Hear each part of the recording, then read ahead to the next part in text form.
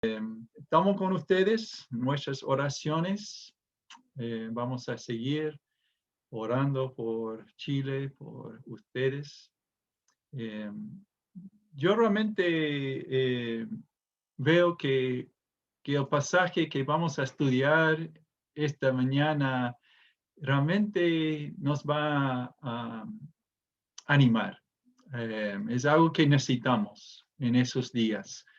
Necesitamos ver qué tenemos como hijos de Dios, como cantamos, qué privilegio tenemos ser hijos de Dios y vamos a ver qué significa eso en la realidad de nuestra vida, la realidad de esta pandemia. Voy a compartir el PPT.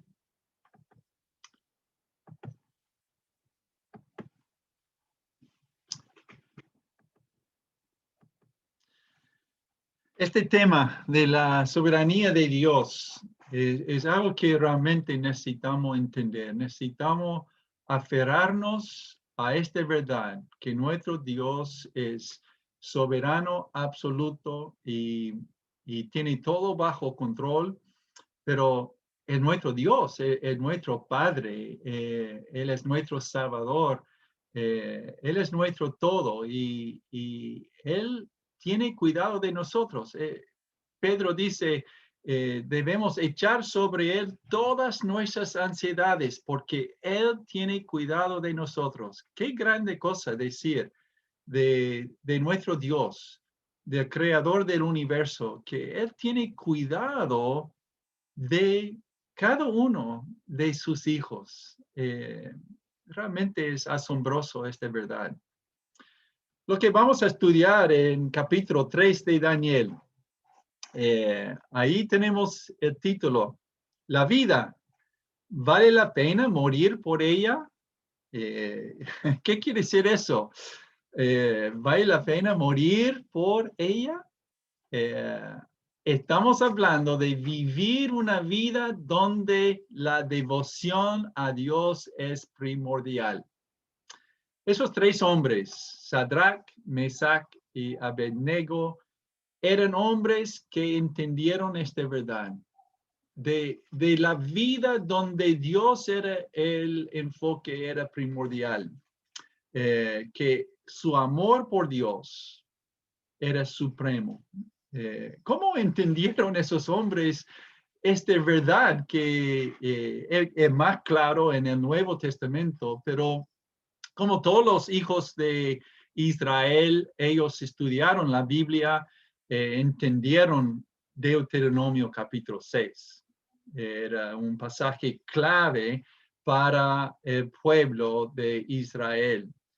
Y aunque como pueblo ellos han abandonado a su Dios, ellos han llegado a ser muy rebeldes y desobedientes y por eso se encuentran en cautiverio en Babilonia.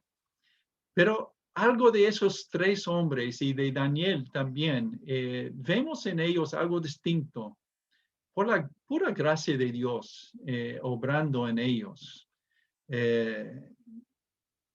Este pasaje fue algo bien conocido por el pueblo, pero esta verdad realmente llegó a Sadrach, Mesach y Abednego.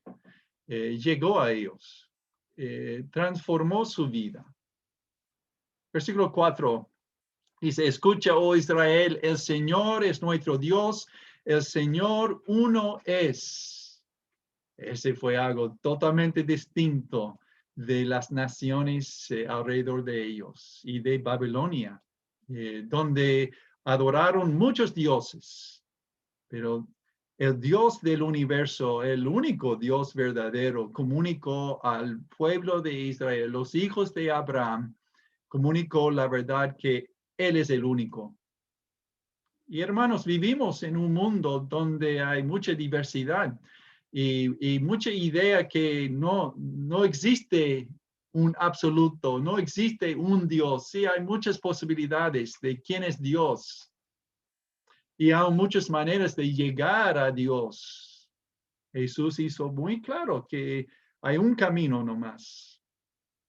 Esa es una verdad contracultural en nuestro mundo hoy en día. Y viviendo según esta verdad, que hay un Dios, un camino a Él, eh, es algo muy diferente.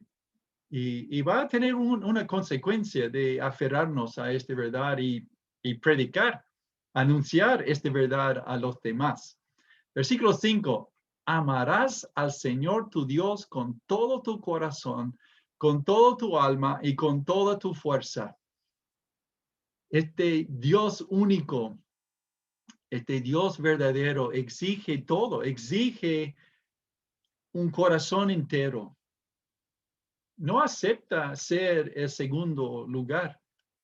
Si Él no es el primero en nuestras vidas,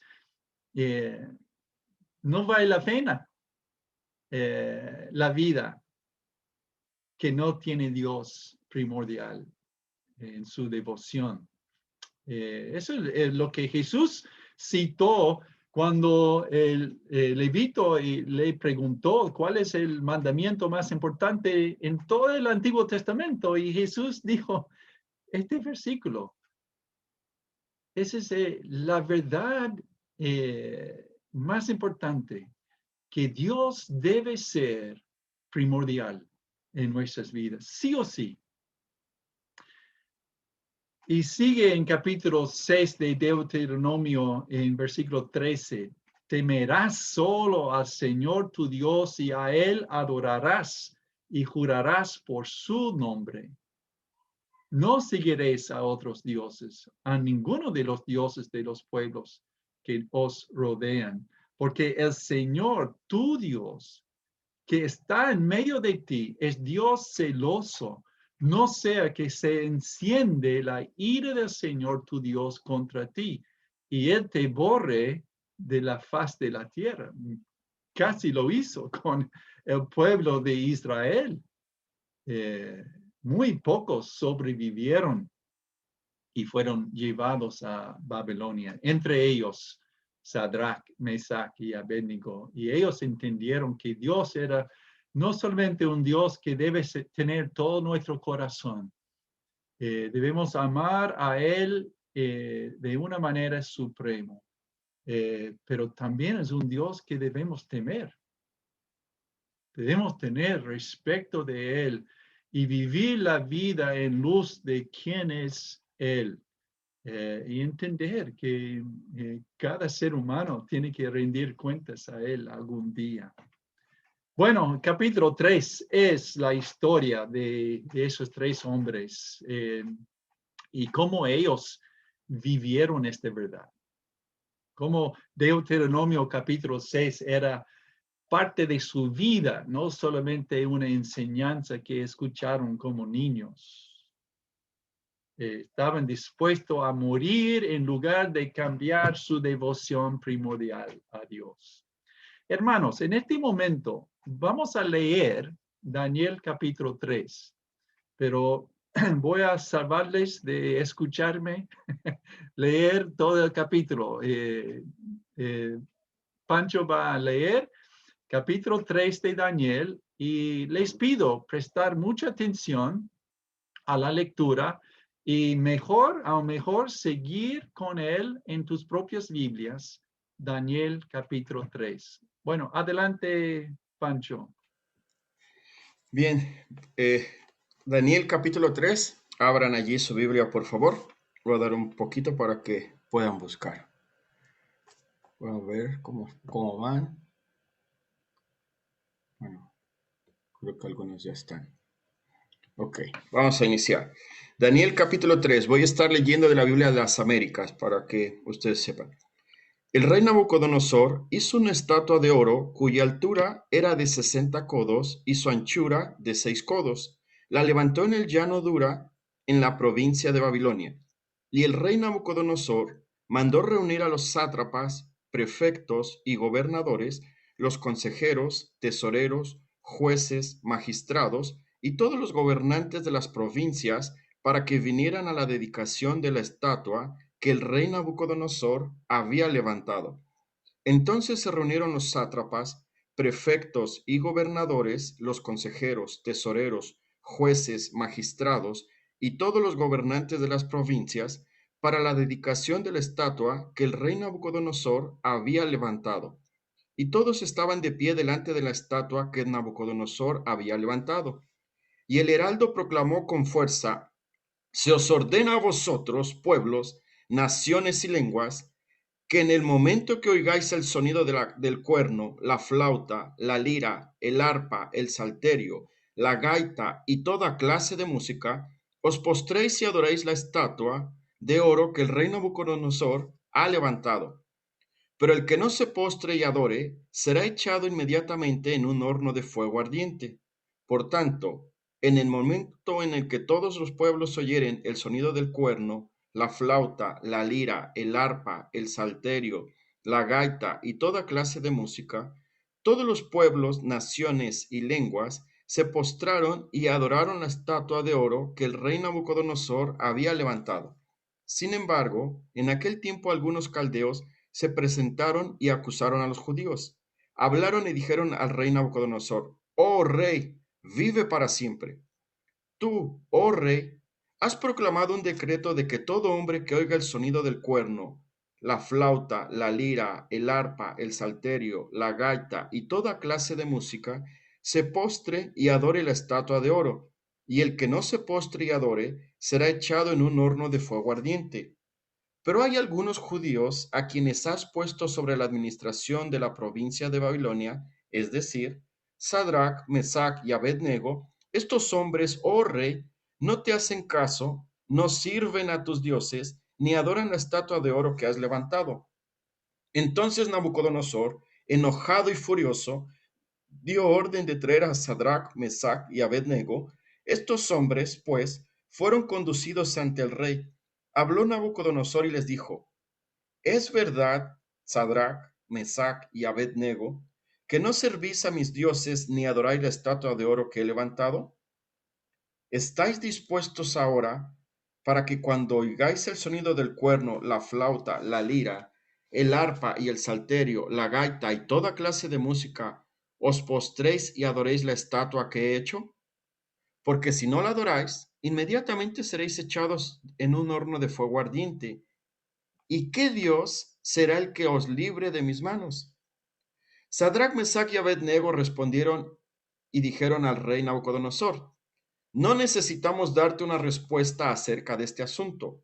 Ciertamente, nuestro Dios a quien servimos puede librarnos del horno de fuego ardiente, y de tu mano, oh rey, nos librará. Pero si no lo hace, has de saber, oh rey, que no serviremos a tus dioses ni adoraremos la estatua de oro que has levantado. Entonces Nabucodonosor se llenó de furor y demudó su semblante contra Sadrach, Mesach y Abednego. Respondió ordenando que se calentara el horno 7 veces más de lo que se acostumbraba a calentar. Y mandó a algunos valientes guerreros de su ejército ataran a Sadrach, Mesach y Abednego y los echaran en el horno de fuego ardiente. Entonces estos hombres fueron atados, arrojados con sus mantos, sus túnicas, sus gorros y otras ropas en el horno de fuego ardiente. Como la orden del rey era apremiante y el horno había sido calentado excesivamente, la llama del fuego mató a los que habían alzado a Sadrach, Mesach y Abednego. Pero estos hombres, Sadrach, Mesach y Abednego, cayeron atados en medio del horno de fuego ardiente. Entonces el rey Nabucodonosor se espantó y levantándose apresuradamente preguntó a sus altos oficiales: ¿no eran 3 los hombres que echamos atados en medio del fuego? Ellos respondieron y dijeron al rey: ciertamente, oh rey. Él respondió y dijo: mirad, veo a 4 hombres sueltos que se pasean en medio del fuego sin sufrir daño alguno, y el aspecto del cuarto es semejante al del hijo del hijo de los dioses. Entonces Nabucodonosor se acercó a la puerta del horno de fuego ardiente y dijo: Sadrach, Mesach y Abednego, siervos del Dios Altísimo, salid y venid acá. Entonces Sadrach y Mesach y Abednego salieron del medio del fuego, y los sátrapas, los prefectos, los gobernadores y los altos oficiales del rey se reunieron para ver a estos hombres cómo el fuego no había tenido efecto alguno sobre sus cuerpos, ni el cabello de sus cabezas se había chamuscado, ni sus mantos habían sufrido daño alguno, ni aun olor de fuego había quedado en ellos. Habló Nabucodonosor y dijo: Bendito sea el Dios de Sadrach, Mesach y Abednego, que ha enviado a su ángel y ha librado a sus siervos que, confiando en él, desobedecieron la orden del rey y entregaron sus cuerpos antes de servir y adorar a ningún otro Dios excepto a su Dios. Por tanto, proclamó un decreto de que todo pueblo, nación o lengua que diga blasfemia contra el Dios de Sadrach, Mesach y Abednego sea descuartizado y sus casas reducidas a escombros, ya que no hay otro Dios que pueda librar de esta manera. Entonces el rey hizo prosperar a Sadrach, Mesach y Abednego en la provincia de Babilonia. Muchas gracias, Pancho. Qué tremendo esta historia, eh, este ejemplo de esos tres hombres. Lo que queremos hacer, hermanos, queremos sacar algunos principios de este ejemplo de los tres amigos de Daniel. Hay tres cosas que queremos ver en ellos que necesitamos seguir nosotros. Y cómo se ve una vida totalmente entregada al Señor. Una vida que vale la pena morir por ella. Primero, debemos, hermanos, servir bien como al Señor, en lo que sea. Lo que vemos en esos hombres, ellos, en capítulo 1, fueron probados en el corte de rey Nabucodonosor por revelar este sueño del rey. Daniel fue elevado al administrador de Babilonia y él eligió a sus tres amigos de ayudarle con esta tarea. Pero ellos, por la gracia de Dios, tenían una inteligencia, una sabiduría que dice 10 veces de los demás.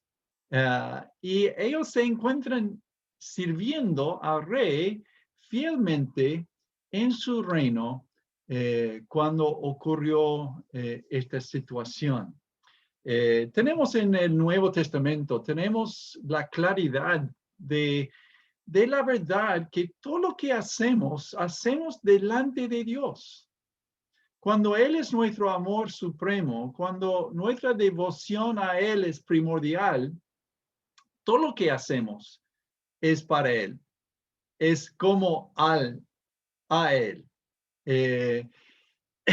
La verdad, hermanos, no hay en la vida cosas sagradas y cosas seculares.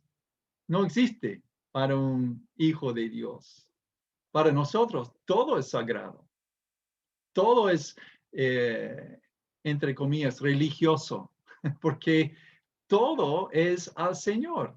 Mire Colosenses 3, siervos, obedeced en todo a vuestros amos en la tierra, no para ser vistos como los que quieren agradar a los hombres, sino con sinceridad de corazón, temiendo al Señor. Podemos aplicar eso a nuestros trabajos. Mira, hermanos, trabajos de la casa, podemos hacer muchas cosas que nuestro jefe no puede ver y no hacer el trabajo bien. Pero siempre tenemos un jefe que está mirando, nuestro Señor. Dice, y todo lo que hagáis, hacerlo de corazón como para el Señor y no para los hombres. No trabajamos para nadie más que el Señor mismo. Todo lo que hacemos, ellos estaban sirviendo al Señor con excelencia, pero ¿qué hay de nosotros? Sea nuestra vida en la casa, en el trabajo, los estudios. Jóvenes, por favor, presta atención.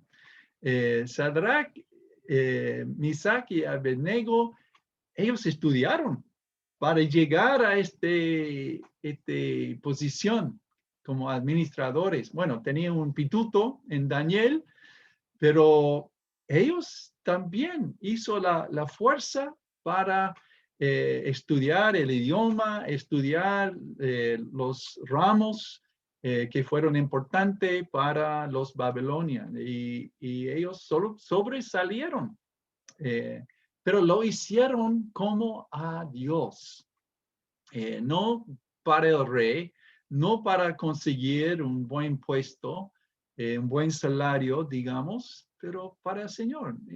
No estudiamos para sacar una buena nota, para que todos los demás puedan pensar bien de nosotros, o para agradar a nuestros padres. No, lo hacemos para agradar al Señor.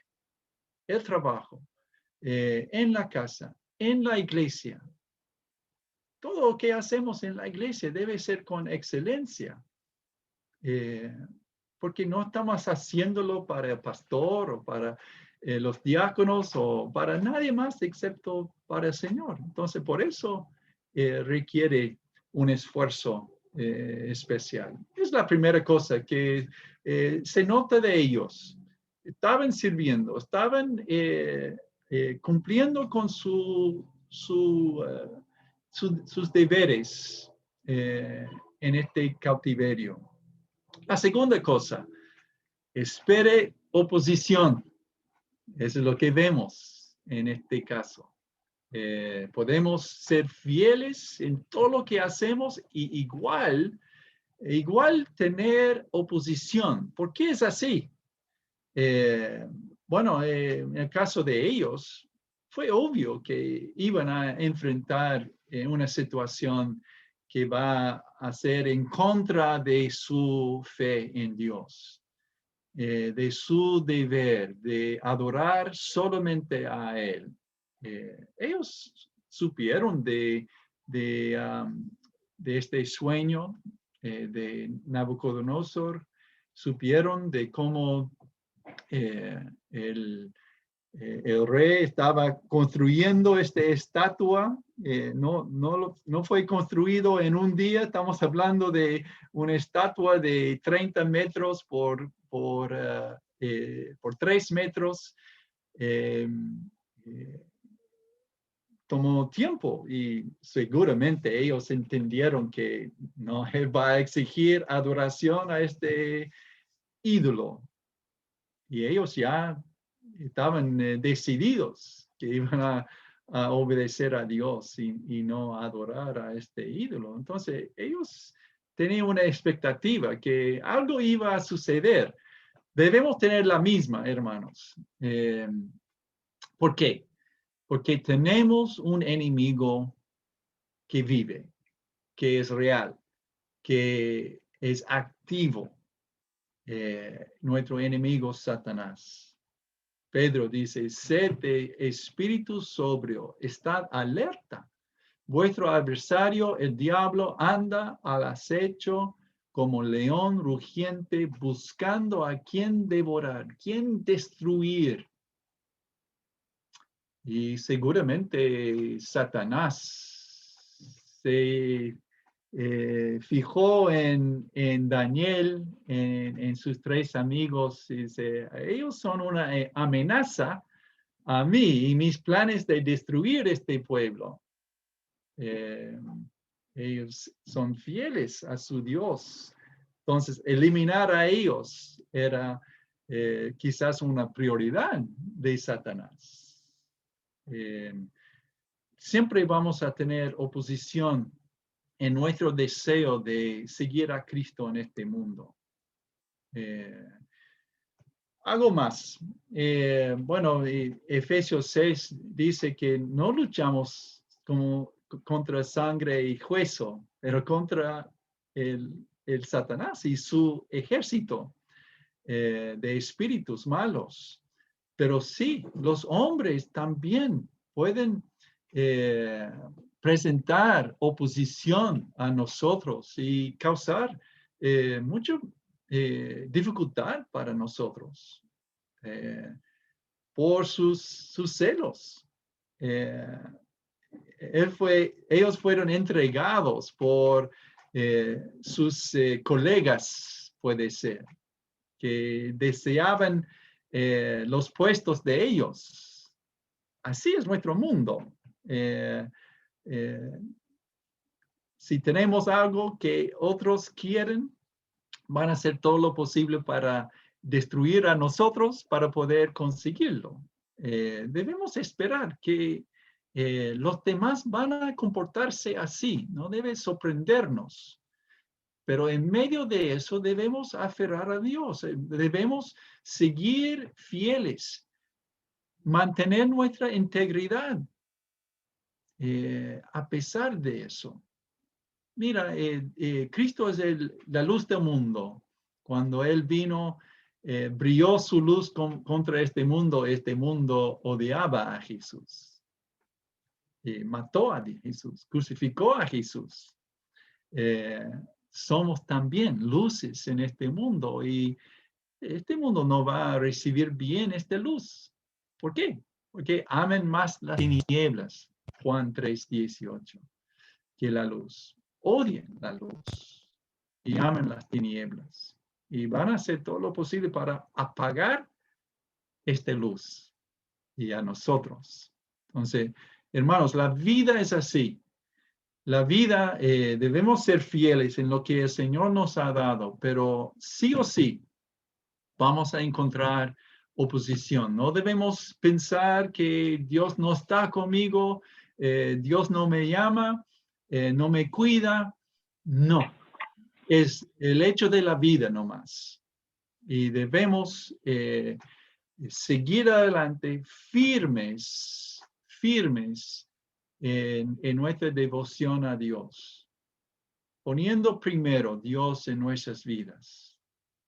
Pase lo que sea la consecuencia, mantenernos firmes por Él, por Jesucristo, por su honra y su gloria.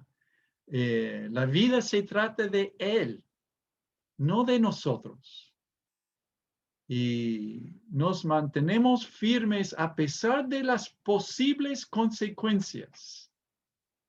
Aunque significa perder nuestro trabajo, aunque significa perder un contrato importante, un ingreso importante, yo voy a hacer todo delante de los ojos de mi Dios, todo para agradar a Él, pase lo que pase. Y voy a confiar en Él, pase lo que pase. ¿Ya? Bueno, para ellos, las consecuencias eran gravísimos. Qué horrible este horno de fuego ardiente. Qué manera de morir. Pero ¿qué encontramos? Encontramos que ellos se aferraron a su Dios soberano que tiene cuidado de ellos. Nada iba a cambiar su idea. Nada iba a influirles, abandonar a su Dios. Es una pregunta. ¿Estaban seguros que Dios iba a librarlos de esta horrible muerte? Es una buena pregunta, hermanos, porque podemos tener la misma pregunta. Podemos tener la seguridad que Dios nos va a cuidar de COVID, que Él va a proteger a nuestros hijos, a nuestros seres queridos. Seguramente Jesús nos va a cuidar y cuidar a mi familia. Ten cuidado de tener una perspectiva de la vida cristiana donde Dios siempre nos da lo que necesitamos, lo que queremos. o aún a veces cuando lo necesitamos. O no vamos a sufrir algo porque confiamos en Él. Mira lo que este pasaje es tan importante. La perspectiva de ellos debe ser la misma perspectiva de nosotros. Mire lo que dice. Sadrach, Mesach, Abednego respondieron y dijeron al rey Nabucodonosor, no necesitamos darte una respuesta acerca de este asunto. Ya estamos decididos. Quizás como Daniel en capítulo 1, versículo 8, que se propuso de no contaminarse con esta comida ofrecido a los ídolos del rey. Ya fue decidido.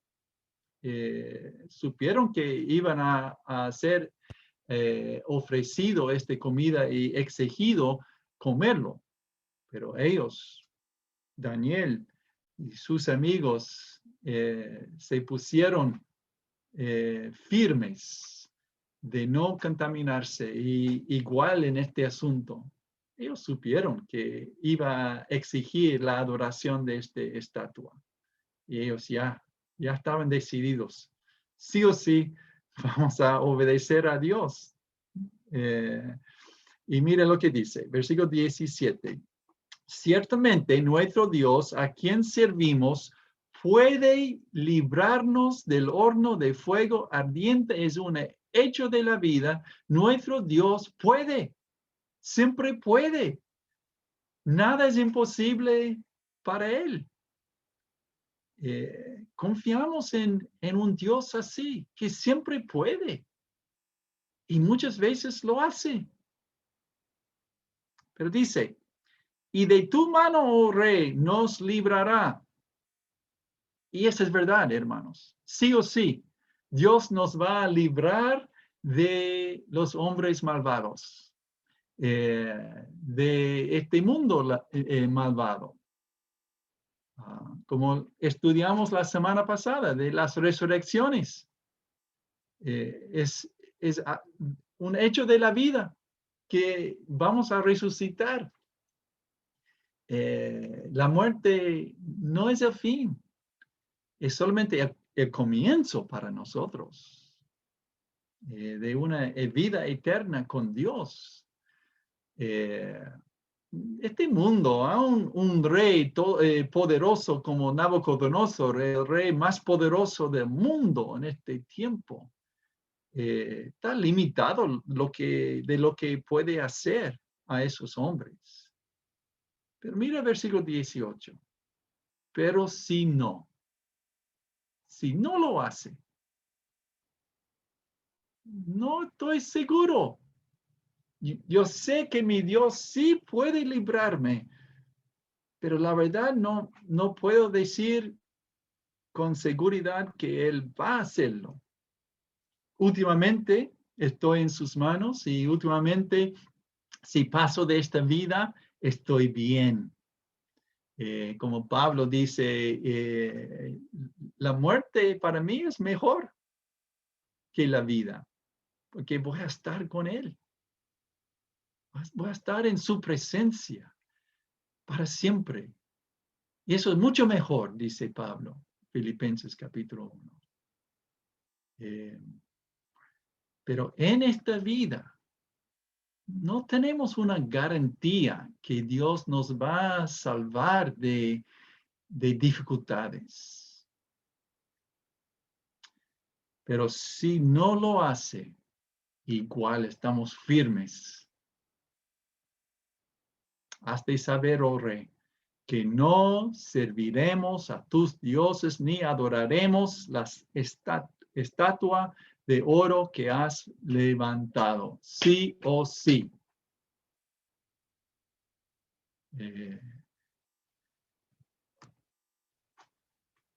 Quiero leer eso.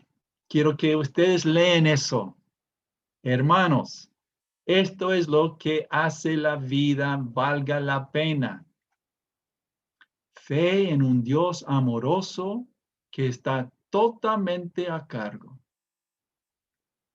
que estará a tu lado en el éxito y mira, y el fracaso, en los buenos y en los malos momentos, incluso en el valle de sombra de muerte. Salmo 23, ¿no? Ellos tenían esta confianza y la verdad es difícil entender cómo hombres del Antiguo Testamento pueden tener tanta confianza en un Dios amoroso que les va a cuidar sí o sí. Quizás no de la manera que desean, pero nosotros, hermanos, hoy conocemos a Jesucristo, quien caminó por la tierra con amor y soportó la cruz con amor, envía el Espíritu Santo con amor y nunca nos dejará. Tenemos una revelación de este Dios que es un Dios, oh Israel, el único Dios. Tenemos una revelación más completa que Él es uno y tres personas, Padre, Hijo, el Espíritu Santo. Y hemos visto en el ejemplo del Hijo de Dios, Jesucristo, el gran amor de Dios para con nosotros. Un amor que le llevó a morir por nosotros, sufrir vergüenza en la cruz y morir una muerte horrible por amor de nosotros.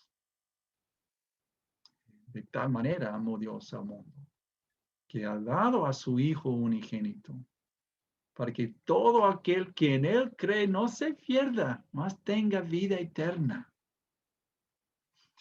En el caso de esos tres hombres, Dios envió su mensajero a caminar junto a ellos en el fuego. No los salvó del fuego, pero los acompañó en el fuego. Uno semejante al de un hijo de los dioses. Probablemente Cristo mismo estaba con ellos en medio de este fuego.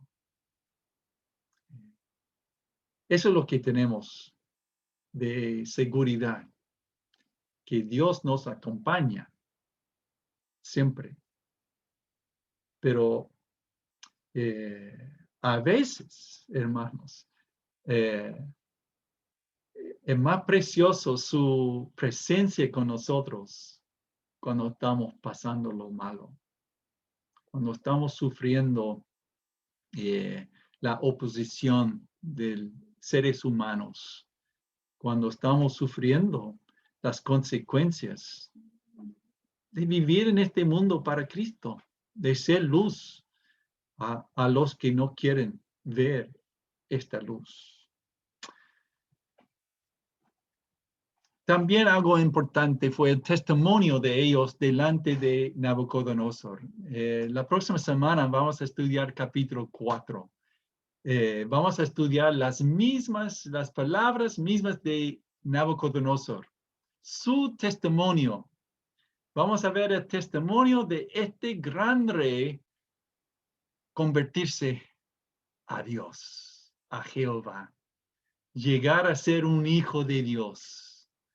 Y Dios obró en su vida de una manera maravillosa para humillarle y para ponerle en una posición donde él puede ver y conocer a Dios como Él es y someterse a Él.